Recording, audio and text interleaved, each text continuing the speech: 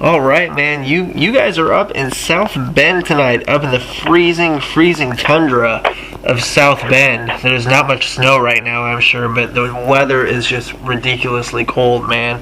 You guys are getting ready to do a headline show up there at Cheers Pub. It's just kind of capping off kind of a busy 2014 for you guys. Can you talk a little bit about how this year has been for you?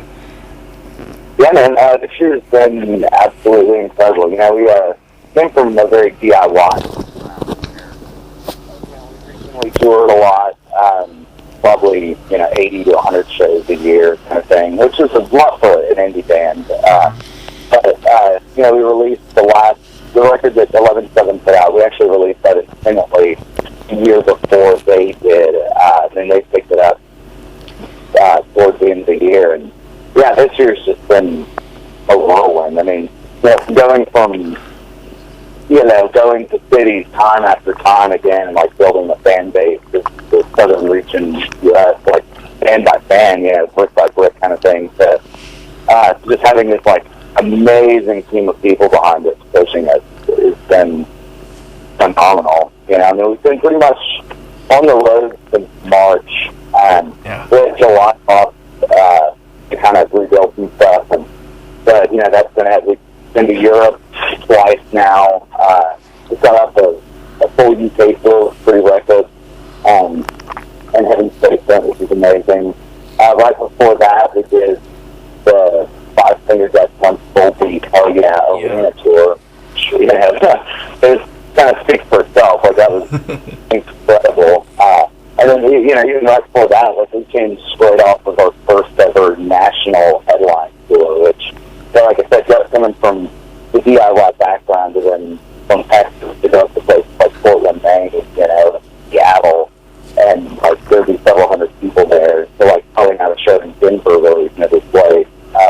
It's just been surreal, the amount of growth that's happened for us in the last year. We can't be more thankful. Yeah, I remember seeing a picture on your guys' Facebook page. I can't remember when it was. It was a couple months ago, where you posted a picture, like you do often. You guys are in front of the crowd after a show, and the caption of it talked about how just a few years ago you played the same place, and there was next to nobody there, and you've come back to that place, and I'm sure it's not just there, all over the country, where you come back and you play somewhere where a few years ago no one's there, and now it's sold out or packed from front to back. And it's got to be a surreal feeling, something you can't put into words, but it really sums up, just the growth of the band and how things have been going. Yeah, no, totally. It's weird, because we're still the same people and do kind of the same things that we used to, but now I don't know, it's amazing. Like, before we had to dig deep and keep ourselves going so often, and now everything's kind of coming together for us. But like I said, there's an amazing group of people behind us on the road, and back at the label and management. We couldn't be more happy to be working with right now. Right. I mean, it's been really cool. I mean, and a lot of people may think that you guys are fairly new, but you guys are 5, 6, 7 albums into it so far already, in your career. And like you said, you re-released the self-titled on 11/7. But when you signed with 11/7, was there any tweaking that you guys needed to do to the record before you put it out on the major label? That was kind of one of the amazing things that we literally recorded it. Johnny headed up the production effort in the house that me, Evan, and drummer Paul were living in, and we did it except for drums, like all in that house. And they literally took that exact record, even the artwork, and re-released it. They did take off 2 songs to the physical copy. They took off Sick Bullet and Perfect Flame, which is kind of an instrumental, but they're still available on the online version on Spotify and all that. But yeah, it's the exact same album, exact same vision that we had for it. That has itself, but I don't know, it's incredible fit. Yeah, that's insane. I mean, a lot of times, right? You know, major labels will want to completely redo a record. You know, and it's cool to see a label. I mean, an 11-7 is no joke. I mean, the artist roster is ridiculously good on that label. So to see a label like that pick you up and then just, you know, not force hardly anything on you really says a lot about the label, but it also says a lot about you guys as well, that you had a record that was you know, strong enough to just go ahead and put right out there, you know. So it kind of goes both ways.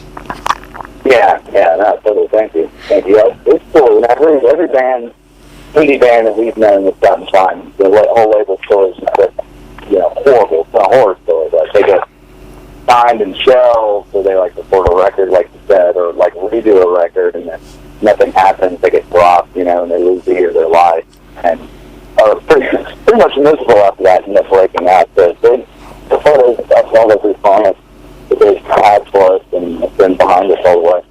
Exactly. I mean, and it's been a great year. I mean, you talked about some of it earlier. I mean, the Five Finger Death Punch and Volbeat Hell Yeah tour. You were in Europe for a while. Beginning of the year, you were with Chevelle for a little bit. You played a lot of the major festivals, Louder Than Life, Rock on the Range. I mean, all of those major festivals. And you guys are going out with Periphery and Woven War next month to start the year. And then in the spring, you're going back to Europe with Hailstorm. I mean, it just doesn't stop. I mean, it's just, things are, more and more stuff is happening. It's just awesome to see what all is going on. And one thing I love about Nothing More is the live show.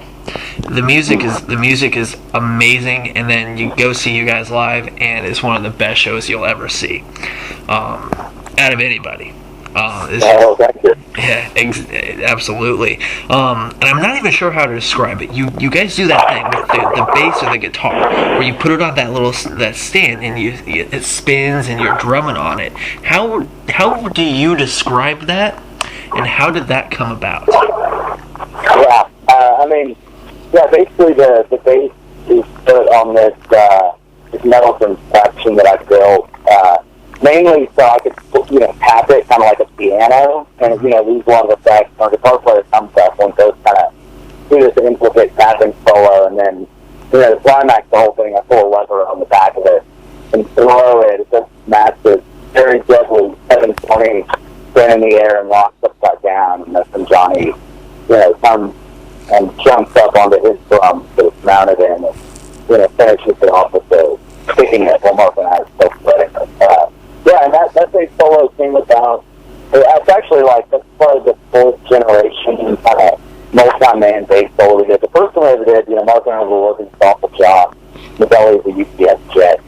So we're sitting there waiting for some like live frogs to come to some air belt or something. And, you know, it's kind of this random idea waiting there. And it's like, hey man, you know, what if you just stand up behind me and played the low notes, and I like went up high and did kind of a funk solo, and, you know, we kind of switch off like that. And, you know, we lived together at the time, and we actually kind of wrote out a solo and brought it to the rehearsal. And Johnny, our singer, who's actually been just still playing drums, you know, he's like, oh yeah, that's freaking awesome. Like, you know, and we needed a climax. He's like, let's do it sounds like, you know, come out from behind the drums and put sticks on it. And we're like, hot man, it worked.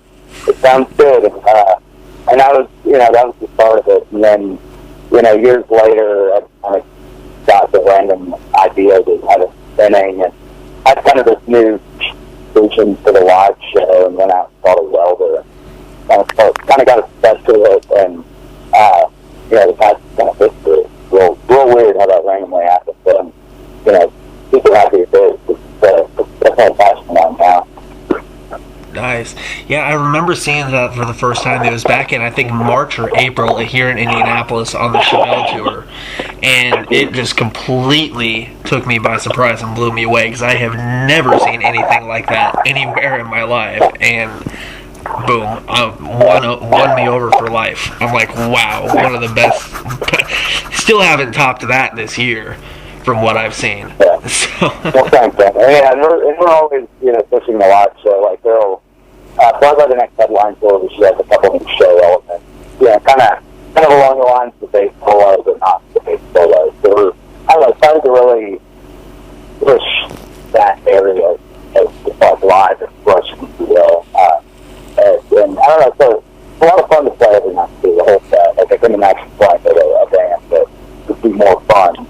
getting the spin feel around on stage. Stuff like that. Yeah, man, it's so cool, man. Final question. I mean, one thing that's really cool about rock and metal now is we've got Sirius XM now, and Octane is playing all of these new songs and newer bands and stuff like that. How much has something like Octane and shows like that really helped bands like Nothing More really get out there, especially after signing with 11-7? Yeah, Octane has been absolutely pivotal, like in everything. The program director, Vince, just like an awesome dude. We've met him several times. He's a huge fan of music, like a huge fan of just like putting what is good out there. They're not like obeying the typical rules. It's been amazing, and especially now with so many like the radio markets for rock and roll is shrinking. Like New York City doesn't have a rock station anymore, but when you think about it, XM is everywhere, and every show we play, like there's just so many people that come up and tell us that they heard us on Octane, and not to like belittle the radio effort at all. Like that's been 100% an amazing thing. But I didn't, getting into business, I really had no idea that the listenership of satellite radio was as strong as it is. I didn't realize that there was a station out there that's pushing, hard music, heavy music, that serious XM Octane is. But so it's an amazing thing for bands, for upcoming bands, for big bands, for everybody. It's just another awesome avenue to reach people. Yeah, absolutely. I mean, you said it very well. The FM radio market for rock and roll is really it is shrinking. A lot of the major city rock stations are going more to the alternative route, pop route, and you hear less bands like Hailstorm or Nothing More, even Five Finger Death Punch and Volbeat. There's some cities where the majority of the rock fans still don't know who a lot of those bands are, or that they're still making music. And so it's really good to see something like Octane really putting everything out there. And in a lot of ways, I think it's really keeping rock and roll alive and well in so many ways. Thank God for stations and shows like that. Yeah, 100%. I mean, how Bruce Springsteen has his own station on Sirius. So that's where my mind is on that one. But that's what I put it. Yeah, no, they're doing an incredible thing. Exactly. Definitely, man. Thank you so much for taking time. I know you've got a show you've got to get ready for. You got a headline show tonight. Cheers Pub is one of my favorite places. I've been there a couple times, man. Thank you so much for taking time tonight. It's been great. Yeah, that's awesome.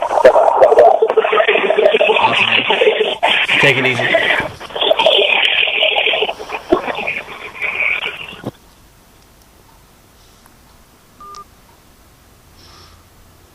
I'm not even sure what happened to stuff.